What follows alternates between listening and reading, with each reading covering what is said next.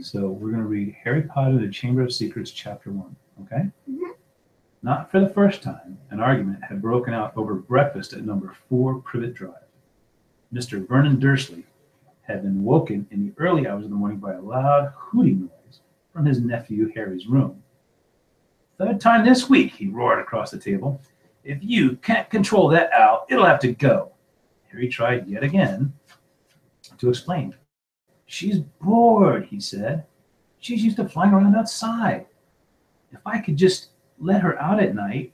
"Do I look stupid?" snarled Uncle Vernon, a bit of fried egg dangling from his bushy mustache. "I know what'll happen if that owl's let out." He exchanged dark looks with his wife Petunia. Harry tried to argue back, but his words were drowned by a long, loud belch from Dursley's son, Dudley. You're not supposed to be acting, you're supposed to be listening. "Oh, I want more bacon." "There's more in the frying pan, sweetums," said Aunt Petunia, turning misty eyes on her massive son. Massive. "We must build you up while we've got the chance. I don't like the sound of that school food." "Nonsense, Petunia. I never went hungry when I was at Smeltings," said Uncle Vernon heartily. "Dudley gets enough, don't you, son?" Dudley, who was so large his bottom drooped over either side of the kitchen chair, grinned and turned to Harry. "Pass the frying pan." "You forgot the magic word," said Harry, irritably. Please. The effect of this simple sentence on the rest of the family was incredible. Dudley gasped and fell out of his chair with a crash that shook the whole kitchen. Mrs. Dursley gave a small scream and clapped her hands to her mouth. Mr. Dursley jumped to his feet, veins throbbing in his temples.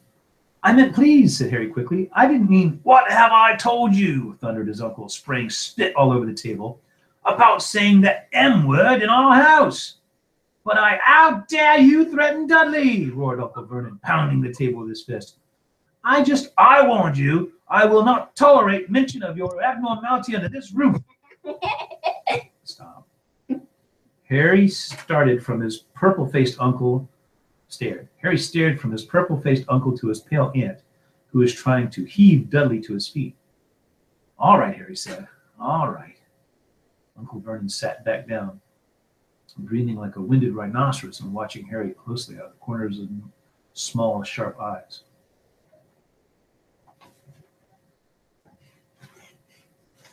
Ever since Harry had come